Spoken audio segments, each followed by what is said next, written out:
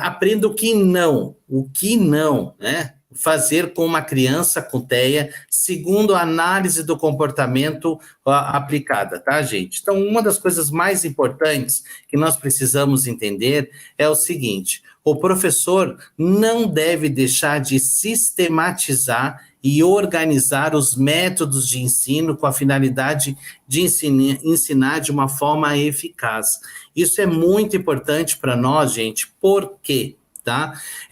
Toda hora que você for trabalhar com uma criança, que você for trabalhar dentro do princípio da análise do comportamento, como você trabalhar com crianças com autismo, a gente tem que levar em consideração a forma como eles aprendem. E é um ensino sem erro, tá? Sem possibilidades nenhuma de erro. Porque são crianças, como a professora, né, anterior falou de uma forma brilhante, né, a questão visual, né? Então, eles são pensadores visuais. Eles requerem essa organização para o processo de aprendizagem. Então, portanto, essa é uma questão que nós não podemos deixar de fazer. Atender uma criança sem um plano, sem uma organização prévia, sem uma previsibilidade, vai ter problema. Então, nós precisamos, acima de tudo, sistematizar e organizar esses métodos de ensino de acordo com a criança, né, com as necessidades que ela necessita.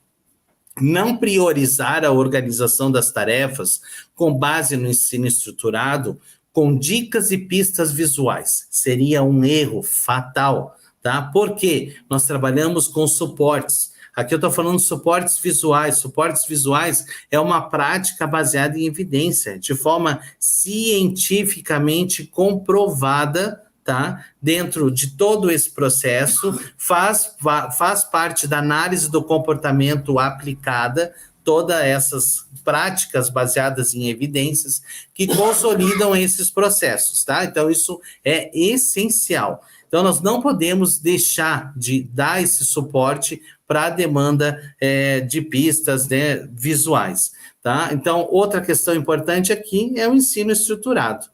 Tá? Então, toda essa base do ensino estruturado facilita com que essas crianças aprendam, facilita o processo. Então, o que é o ensino estruturado? Vai facilitar com que essa criança aprenda, organiza, a gente sistematiza esse ensino. É um ensino sem erro, tá, gente? Isso é muito importante a gente entender e priorizar. Então, seria um erro fatal que nós não podemos deixar de fazer.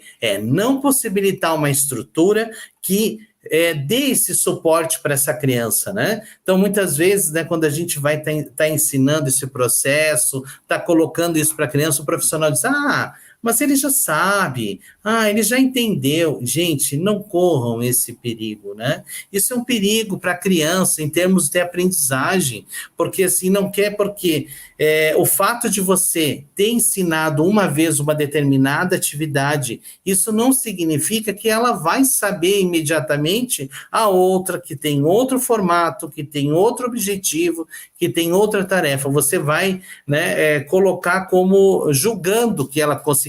Não. Isso é preciso e importante ter a condição dessa organização, tá? O ensino, é importante, as estruturas visuais é importante. Então, o que seria um erro?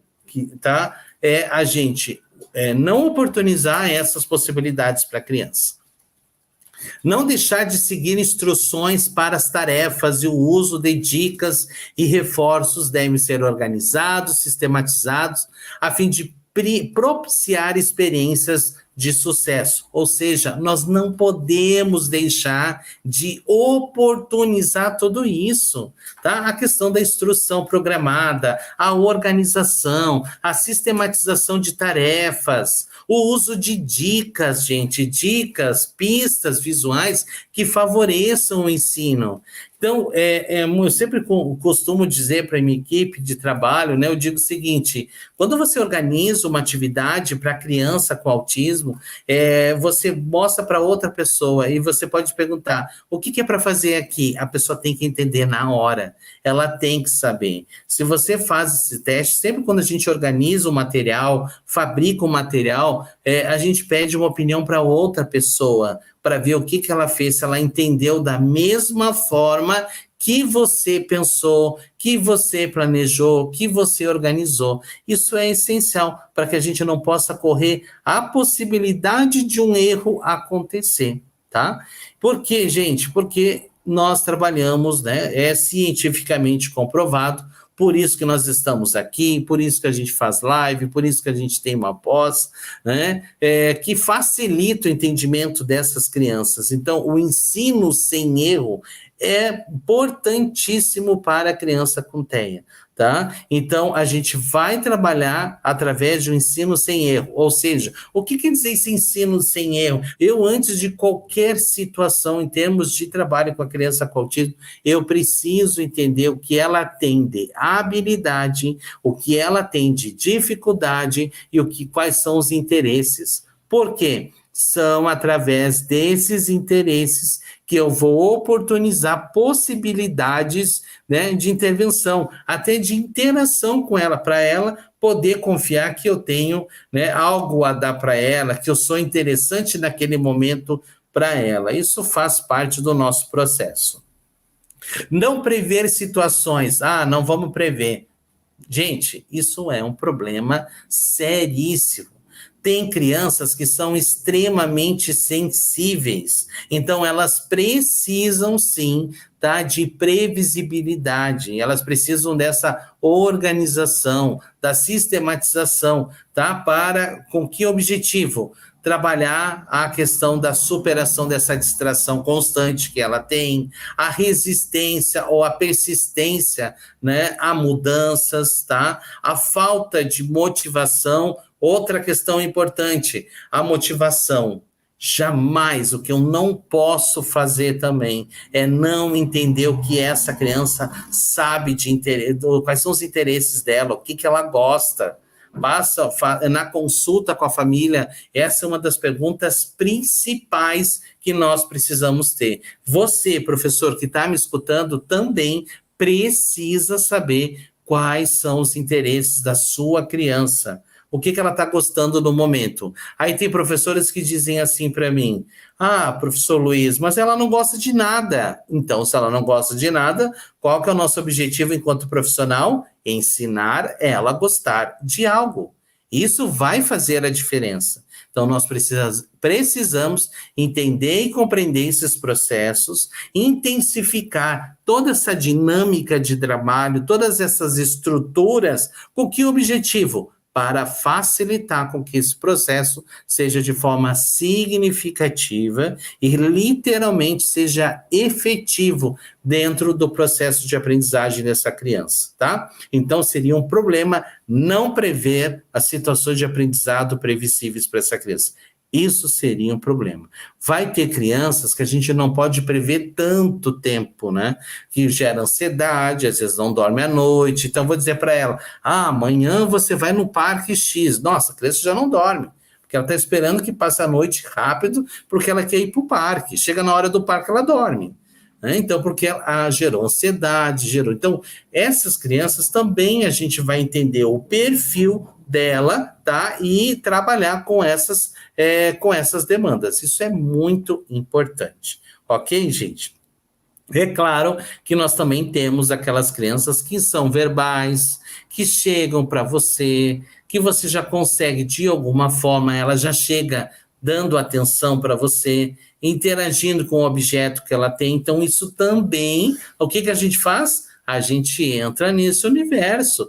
Ela chegou brincando com o ursinho, nós vamos brincar de ursinho, nós vamos começar. Então, a gente vai trabalhando dentro dessa perspectiva, tá? E sempre, mas sempre, quem é essa criança? Quem é essa criança que está na nossa frente? Que perfil que ela tem? Isso é uma condição necessária para um processo de aprendizagem, ok? As instruções podem ser dadas verbalmente, mas sempre com o apoio de instruções visuais. Não podemos deixar acontecer, tá? As instruções serem dadas somente verbalmente, gente, tá? Ela precisa ser com apoio visual.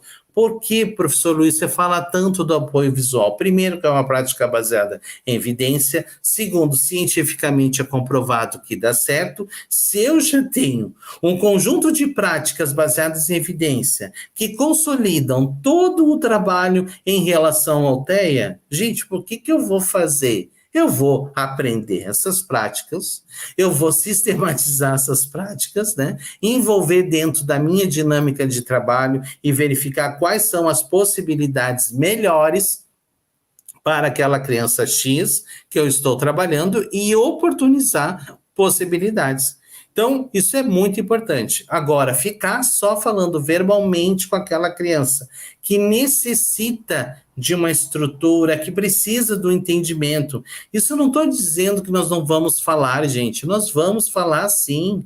Nós vamos tornar essa criança cada vez mais com autonomia, com independência dentro do processo dela, serem mais dinâmicos, né, na execução das propostas, mas para isso nós precisamos entender toda essa estrutura para que isso facilite, ok?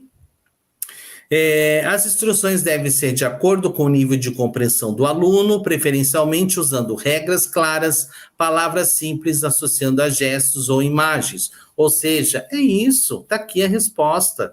Por que a gente não pode ficar só com instrução verbal?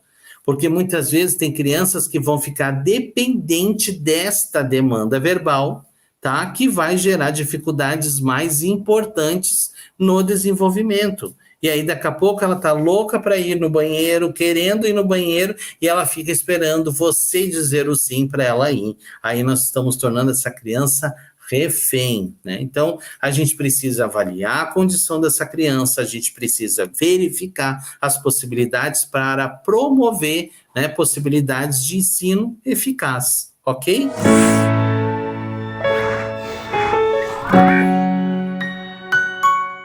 Obrigado por assistir até o final. E se você gostou desse vídeo, então não se esqueça de curtir e compartilhar com seus amigos. Isso ajuda muito a gente a disseminar o conhecimento para muito mais pessoas. E se ficou alguma dúvida ou sugestão, pode deixar aqui embaixo nos comentários que teremos o maior prazer em responder. Eu adoro quando vocês contam as histórias de vocês em sala de aula, porque isso enriquece muito a discussão. E aqui na Rema, o conhecimento não tem fim. Quer saber mais? Clique aqui no vídeo que está aparecendo na sua tela para aprender ainda mais. Até a próxima!